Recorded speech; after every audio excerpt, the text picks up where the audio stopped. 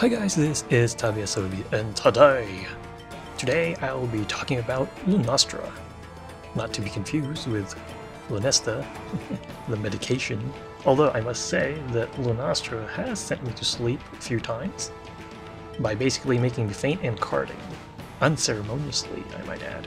Anyway, as someone who has been itching to fight a new version of Lunastra for about, what, a decade now? I was quite excited when the Empress of Flame was officially unveiled for Monster Hunter World. Apparently though, there are quite a number of people who don't share my enthusiasm. In fact, Lunastra's arrival is now fueling some pretty heated debate within the community. Pun so totally intended. I mean, just check some of the responses in the official tweet about Lunastra from the Monster Hunter Twitter account.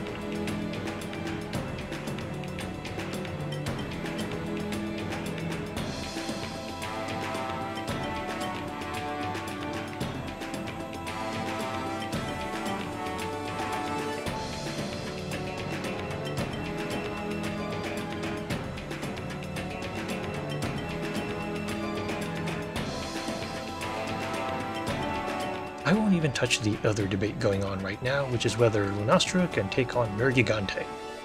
That's pretty much another whole can of wiggler heads right there.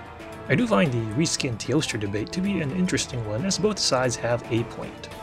For starters, folks are technically correct, which is arguably the best kind of correct, when they say that Lunastra is a Teostra reskin, at least visually. With the exception of a few changes, like the differences in their horns for example, Lunastra essentially looks like a Teostra who decided to get its Smurf on. Simply leaving the debate there, however, would paint an incomplete picture. That's because anyone who fights Lunastra in Monster Hunter World will quickly realize that she isn't just a blue Teostra. In fact, I've learned that the best way to get in trouble against Lunastra is to treat it like Teostra. Talk about a big mistake. That's because some things that work on Teostra won't fly with Lunastra and might even land you in trouble. I mean, maybe it's just my imagination, but flashing her seems to make her go into supernova mode faster. Personally, I thought I was ready for my first tussle with Lunastra after watching the Monster Hunter World developers hunt her in a Japanese livestream prior to her release. The fact that I easily dispatched the Gold Crown Teostra that you have to hunt as part of her event made me even more confident. Heck, I even welcomed the fact that I had to fight her in the arena. I thought, yay, I don't have to chase her around. Then she did her supernova. That's when I realized that I had nowhere to go in the arena's smaller enclosed space. Anyway, I consider myself lucky that I was able to clear that mission solo with just one cart on my first try. Just a couple of bad breaks here or there, and that could easily have turned into a triple cart scenario. That's how dangerous Lunastra can be. See, until you personally fight Lunastra yourself, you don't really realize just how different she is from Teostra. For starters, she likes to spread all these flames around that can make your life miserable by essentially narrowing the field and zoning you into spots you normally don't want to be in. While Teostra also likes to spread powder and leave flames around, he doesn't do it in the same order of magnitude that Lunastra does with her blue flames, which can reach Kolv Taroth Magna Breath levels of coverage. It's not too bad in a bigger open space where you can run away from it. Get caught in a smaller area, however, and it's like fighting inside a shoebox on fire.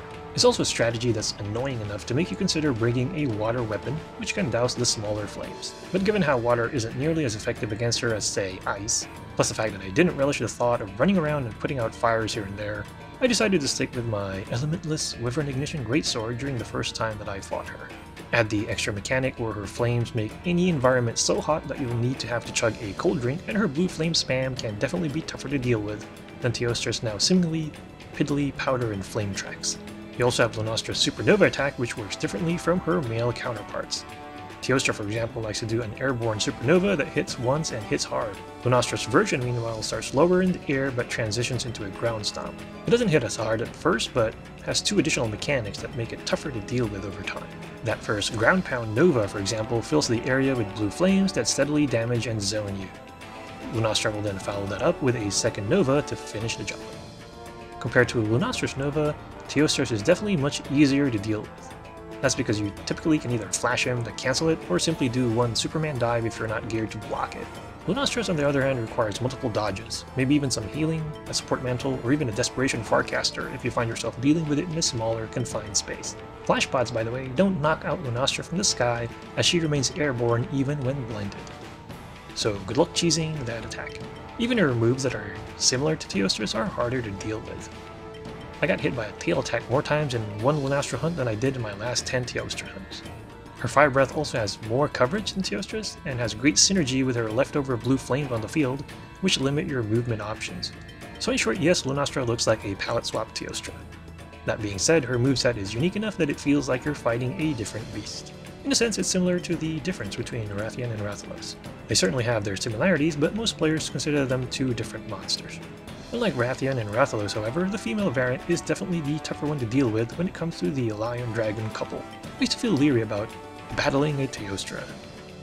Now I run toward him with pure unbridled joy when both he and Lunastra show up in the same map because he's the lesser threat. So what do you think about Lunastra and Teostra? Are they just reskins of each other, or are they two different monsters? As always, feel free to leave any thoughts or questions in the comment section. Once again, this is Tabiasobi, and thank you for watching.